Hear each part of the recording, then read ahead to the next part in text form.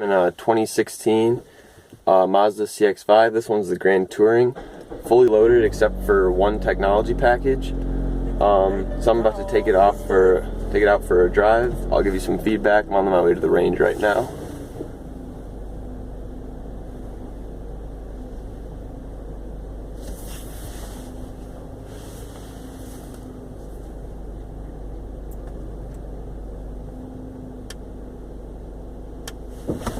So one of the first things you notice when you get into this car is that the gas pedal is floor mounted.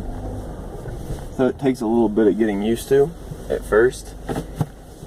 And then right now we're going to put it in manual mode and also sport mode so that we can go driving. One thing you notice, the transmission is not very fast and the gearing is very short. First gear is the shortest I've ever experienced in a car.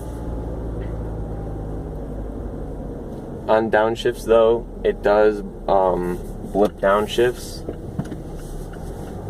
So it's got that. The steering wheel is also very small when you get in, because it shares a steering wheel with the Miata and essentially all other Mazdas.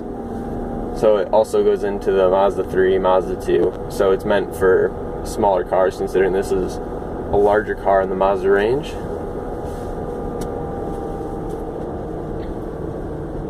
So this one also has the bliss monitors, so the blind spot ones where when you put on your blinker, if there is something there, it'll beep at you. It's kind of annoying sometimes because it'll always put on your blinker. Probably my biggest problem with this car is the noise it makes. Since it's got the it's Sky Active, it's a very high compression engine, so it's very rough at idle, especially when it's on cold startups. It really, if you start it up on a cold morning, it idles at around 1500 for the first minute or so before it sort of warms up. So, and then it just never really sounds good. It always sounds like the engine's sort of struggling or kind of just doesn't seem happy to be revved ever. So there's one of my biggest issues with this car. And it only has 185 horsepower and 184 pound-feet of torque.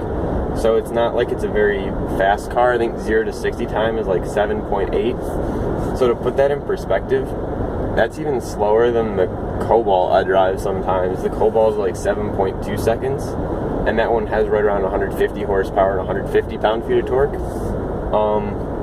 This thing does weigh in pretty light for a small SUV. I'm pretty sure it's somewhere between 3,000 and 3,500. So for a SUV, it's pretty good. This one is the 2016, so it's pretty much brand new. It's a couple months old, maybe. First thing you notice is the suspension is very stiff for a crossover or for an SUV. The only SUV I've ever been in with anything that was anywhere near this stiff was a friend of mine has a Cayenne S, so that was also really stiff. It comes stock. I think it's 235s all around with Toyo A23s, I believe, which are just sort of passenger vehicle tires, or nothing that special. The wheels on it, this one's got the 18s, which are optional. No, 19s actually. Standard is 17.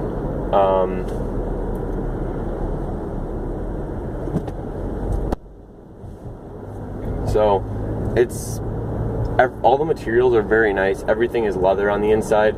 The dashboard is like a rubbery, kind of like if you ever used a cheap Spalding basketball. That's exactly what it feels like. The transmission, if you leave it in first, or like if you run out of revs, instead of upshifting for you, it'll just kind of stay there. So that would be nice for track work, but this isn't really the car you would take for any sort of track work.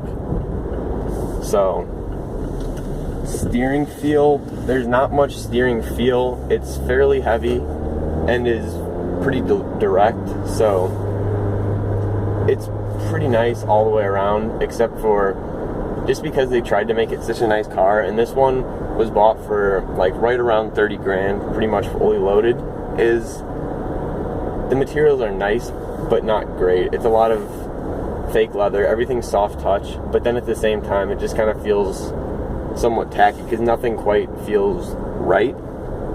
Like, everything's supposed to feel nice.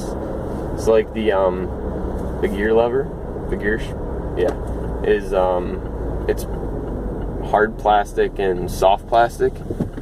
It's just not my cup of tea. On downshifts, it does blip it for you, and so it's fairly smooth, but again, it's not satisfying at all. So, alright, I've arrived at the range. I'll probably show you a few swings and that'll probably end this video.